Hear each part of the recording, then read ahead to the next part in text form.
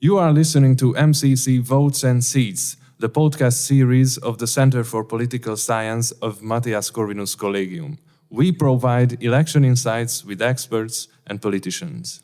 Greetings. We have the honor to talk to Mr. Marco Malaguti, right from Rome, who is a researcher at Centro Studi Machiavelli, a scholar of philosophy. Dear Marco, we are grateful that you kindly accepted our invitation. Good evening, and thank you for your kind invitation.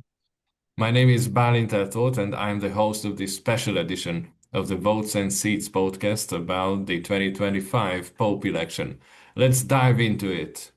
On the 8th of May, white smoke came out from the chimney of the Sistine Chapel.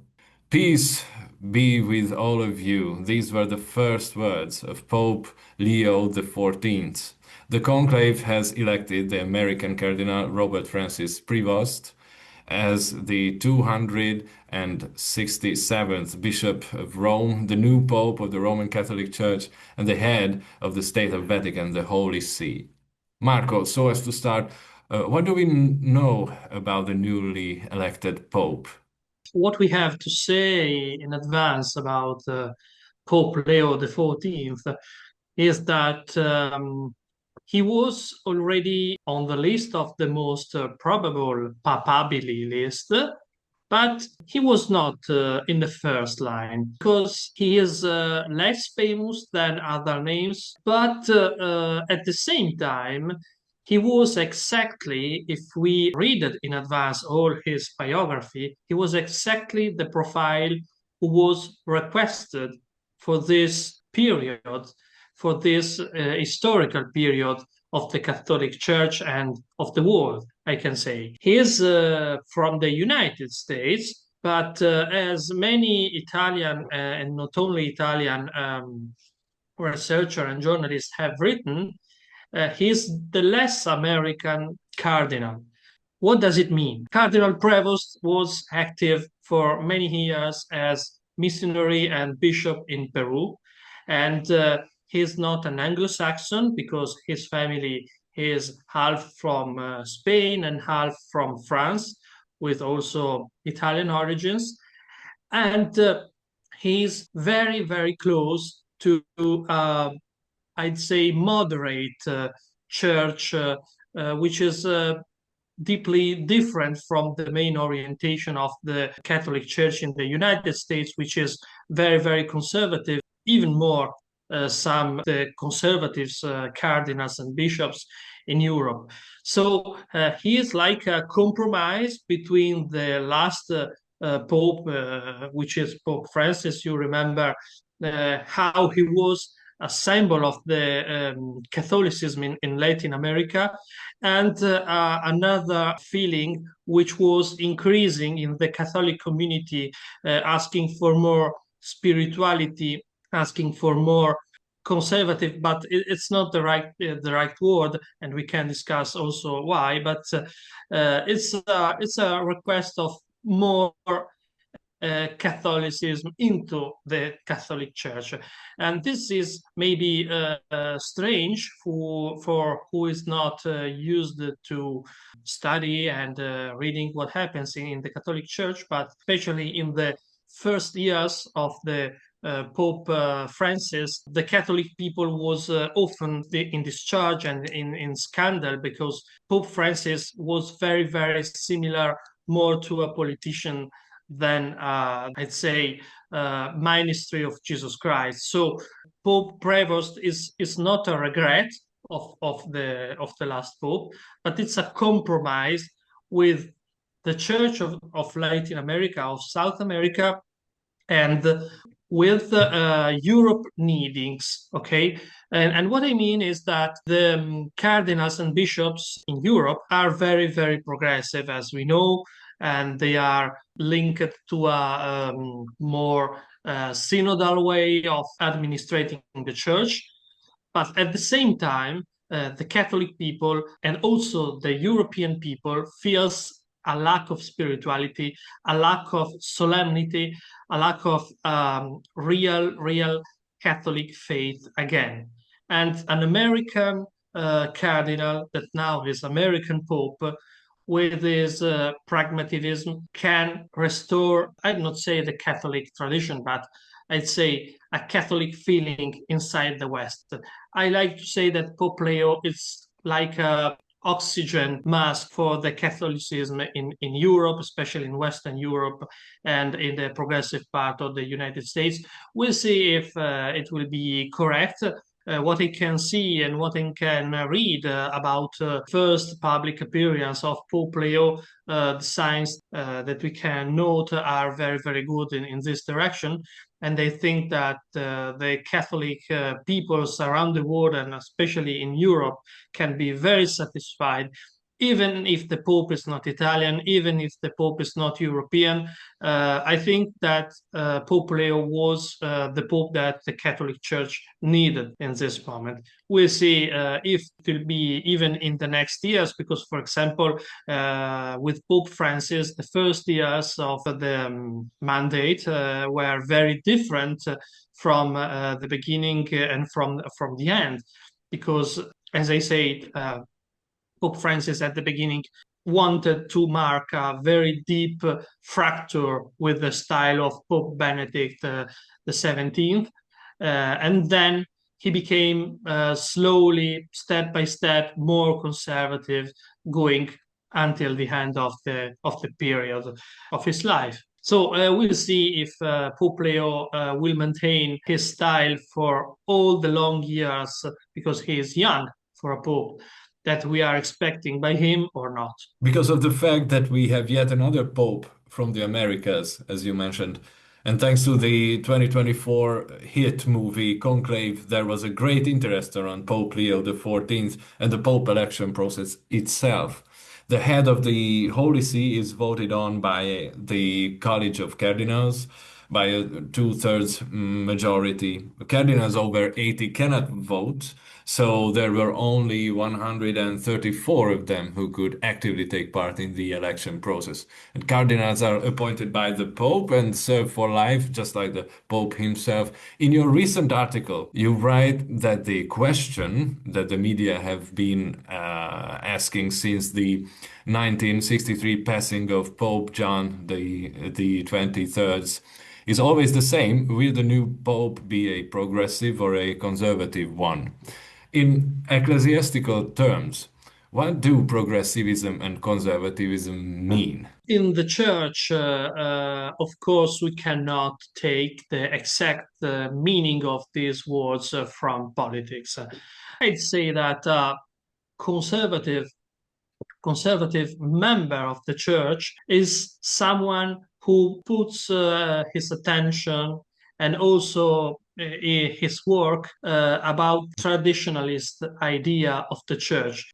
It's the idea that the Church doesn't need a continuous reform process. Being conservative in the Catholic Church means to remember continuously that the reforms which are taking place in the Church are not a rejection of the past, but are just a renovation of it. The progressive approach is different because usually the cardinals and the bishops and even the normal presbyters who support these ideas think that new times require a new faith, which can be true in the feeling and in the way we approach the problem of divine and also in philosophy. But at the same time, it can be very dangerous, because when someone is looking for God in his life, he searches for something who is perennial and not for a political community which needs continuously reformations. So both approaches can be useful. It depends from the historical moment, but in this moment where everything is very liquid, when everything is continuously under a mutation, a conservative pope, this is my idea, of course, can be better for the Catholic people. It's important to understand that Pope and member of the Church can be conservative in this meaning, but can be also progressive in a more strictly political meaning, which is, for example, the situation that we had with Pope Leo XIII 1 century and 20 years ago, which he was very conservative on the matter of the administration of the church, and also against the liberalism, was targeted as an heresy, but also he was progressive on the social field, on the social matter. And Pope Leo XIII was very, very, very worried about the conditions of the workers, for example, with the Rerum Novarum, which is very famous and which the new Pope Leo said was inspired by. So I think that it's important to understand that we haven't political parties inside the church. We have just personal orientation, and this is not important in a conclave because, for example, if you go to the list of the cardinals, you see that Pope Benedict, for example, who was targeted as very conservative by everyone, has appointed as cardinals, for example, Cardinal Luis Antonio Tagle, who was very progressive. And on the opposite side, you can see that Pope Francis appointed as Cardinal Müller, that is very, very conservative member of the German church. It's very, very difficult to know how conclave will finish because we don't have political logics inside it.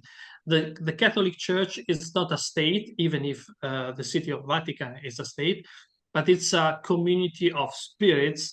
And in the spiritual subject, in the spiritual matter, we have other parameters which are very, very different. For example, also about the mission of a pope, we have to remember that the Pope is primarily the Bishop of Rome. So maybe we can have a very good cardinal, which is very, very talented in many things, but if he is not able to speak in Italian, he cannot be elected. Of course, he can vote, but this is a very, very strong point that must be considered. So I think this is important to say. Conservative, I think it's a good word for Pope Prevost, even if in the next years, I'm sure that, for example, about immigration, he will disappoint the conservatives. But on the other side, he remains a conservative, but in a Catholic way of being it. I understand. In your essay, you propose another distinction when it comes to the categorization of the head of the Catholic Church and the Holy See. You differentiate between politician popes and spiritual popes. Would you elaborate on that, please? Well, a spiritual pope, it's a pope that puts first of all and above all the religion, the God, the idea of God, and Jesus Christ, of course, because we have to remember that the Pope is the official, for believers, of course, is the official minister of Jesus Christ on earth.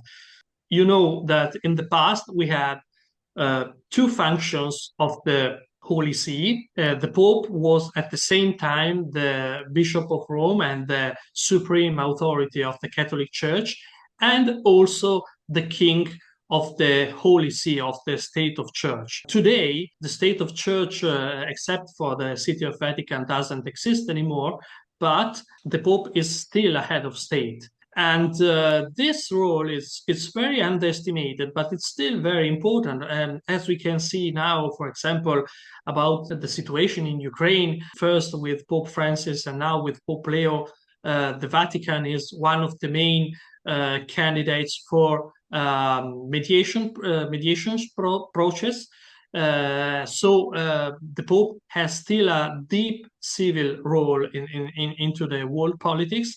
And if the Pope wants to take above to this part of his ministry, we have a political Pope. It's important to say that a political Pope doesn't mean a leftist Pope. It can be also right-wing or conservative, but it's a Pope that puts above the problems of earth. And a spiritual Pope is strictly linked to problems of the church, at the Catholic Church, for example, marriage for the priests and things like those, and also the theological problems. Theological debate never stopped in the Catholic Church.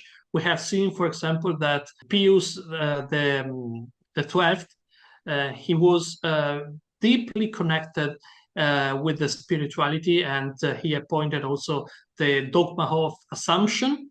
And this is also one of the powers of a pope. He was a very, very clear example of what is a spiritual pope. And of course, the problem of a spiritual pope is that he can be often targeted and accused of don't caring about politics. We don't know, because many times the church doesn't show in public what is happening in the Vatican on the political level, because everything is behind the windows, as we say in Italy. So it's hard to target a pope as a spiritual or political, but we can argue something, we can understand something if we observe what this pope was when he was just a simple cardinal. So Prevost was a very spiritual figure when he was cardinal, and I think it will be quite the same even now. But of course, we have to remember that as head of state of the Vatican, he is in charge also of political matters.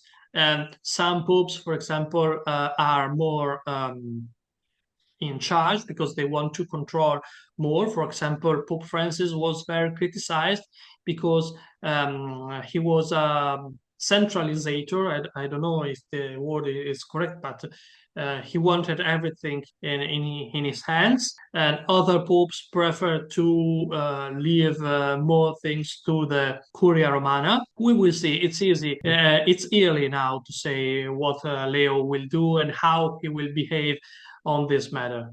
But I think it's a more spiritual profile than Francis. Pope Francis was the typical political pope, while, for example, Karol Wojtyła, John Paul II was both, because we remember how he was linked with the St. Mary spirituality, with also the miracles of Fatima in Portugal, and at the same time he was deeply anti-communist, and he was I think one of the most important actors of the fall of communism in Eastern Europe.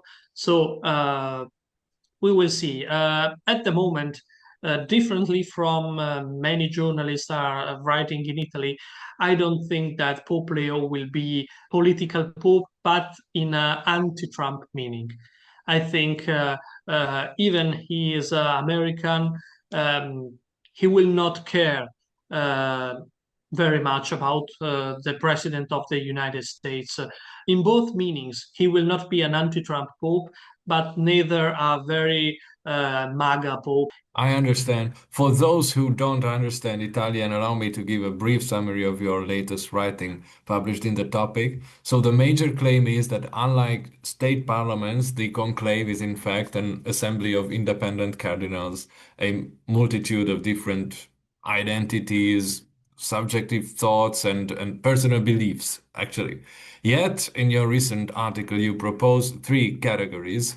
As for the participants of the Pope Election Assembly, the progressivists, moderates, and the conservatives, you list Cardinal Matteo Zuppi, the Archbishop of Bologna, and the Archbishop of Manila, the Philippines, Luis Antonio Tegla, as progressives, heirs of ideologically and spiritually of late Pope Francis, and the Franciscan Cardinal Pierbattista Pizzaballa and Anders Arborelius, the Bishop of Stockholm, are considered as moderates, while Robert Sara, the Cardinal and former Archbishop of Conakry, Guinea, Africa, and the Hungarian Archbishop Cardinal Péter Erdő are mentioned as conservatives. Also, let me just put one last comment here. According to an Italian newspaper, Cardinal Pietro Parolin, who was considered a strong contender for the papal throne, was persuaded by Péter Erdő, the Archbishop of Esztergom Budapest, to step down and ask his supporters to vote for Robert Francis Prevost of the United States, who is now known as Pope Leo XIV. Parolin decided to ask his supporters to back Prevost because of divisions among the Italian cardinals. And based on these, how is the balance of power among these groups in the conclave, and what kind of advocacy potential characterizes these platforms? I think it's very hard to say what really happened inside the Assembly of Conclave. I think that the support for Prevost was very high from the beginning. And that's why, for example, I never believed that Pietro Parolin became a pope, because the Catholic Church didn't need in this moment a apparatus figure like him, and neither a European profile. About the factions inside the conclave, I'd say that Prevost can be considered inside those are targeted as moderates. But moderates in this moment, it's not like liberal. Okay, moderate, it means that he puts attention about unity. And unity means that the church needed to stop a season, which was the season of Pope Francis, who was very hard, because Pope Francis didn't left a united Catholic Church. There were many divisions, and now it was time to finish this season. I think that even the progressive cardinals knew it perfectly. For example, the general of the Jesuits, that are, I think, one of the most progressive orders of the Catholic Church, wrote some days before the conclave that the Church needs unity and needs to repair some mistakes. So I think it's clear that Pope Francis maybe have gone too far with reforms, but not exactly reforms, but only declarations. Because if we look at the years of Pope Francis, he didn't appoint any important reformation of the Catholic Church. He just made strong declaration, which is of course a technique of communication, but no reforms. But the Church remained very divided. So I think that everyone, even the moderates, the conservatives, and the progressive, knew that this season has to stop. And Pope Prevost is the symbol of this reunification of the Church. So I think that in this moment, we cannot talk about factions. It was true during the period of Pope Francis, but now not anymore. So, of course, Pope Leo XIV will make choices in the future, will write official documents, and of course, those things will receive different reactions from the members of the Church. So, factions, new factions will come, but not in this moment. At the moment, we have just to wait what Pope Leo will do and how the single cardinals will move themselves into this new contest. Because, as I said before, factions in the conclave are not political parties.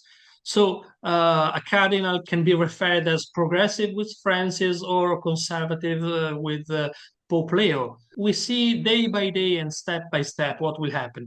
Now it's important to see that the Church is very united. Even the most conservatives, like, for example, the more conservatives, like, for example, Cardinal Bark, who made very strong declarations before the conclave. He said that, maybe you remember, he said that there are heretics in the conclave. So it's a very, very hard thing to say for a cardinal, but at the moment, even him seems happy. So I think that the Catholic Church in this moment is in a good situation of reunification and peace. I see. To conclude this most memorable conversation, let me ask your opinion about the religious, the political, and the cultural legacy of late Pope Francis. He was an example, a model for modesty and a huge advocate of peace. How will Pope Francis go down in history? According to you, which of his decisions are the most memorable ones? Well, I think that on the side of decisions, Pope Francis didn't left so much in the Catholic Church, except for the starting of the synodal process, which is still ongoing, but not exactly how he wanted to be. For example, we can see in the German Catholic Church, the synodal process is going by himself, and now I think Pope Leo will stop it. But anyway, Pope Francis left a legacy, especially on the way of communication. I mean, Pope Francis left a legacy, I repeat, about the way of thinking the church and the kind of approach with the masses. I mean, Pope Francis wanted to show a more human Catholic Church, a more popular Catholic Church, a closer Catholic Church. Closer, I mean, to the normal people. The problem of this kind of approach is that we as believers, for this kind of approach, when we go, for example, in our local church, in our local parish, but when we look to the top, we want something maybe more stable, more solemn. We want something that is perennial and not like a politician, even if it's a good politician. I think that the kind of human way of appearing of the charge of the Pope, it will be the most important legacy of Pope Francis. And also, we will remember him for what he was as a person, not as a Pope. We can say that it's a good thing or not, but I think it doesn't matter. For the believers, even Pope Francis was chosen by the Holy Spirit. So maybe he was the person that we needed. Marco Malaguti, we are grateful for your most appreciated and interesting insights. It was a pleasure discussing the background, the importance, and the consequences of the election of Pope Leo XIV. Dear listeners, you've been listening to the special edition of the Votes and Seats podcast of this MCC Center for Political Science. My name is Valentin Thot. On behalf of my colleagues, I thank you for your kind attention, and I kindly invite you to check out our upcoming episodes as well. Take care. Goodbye.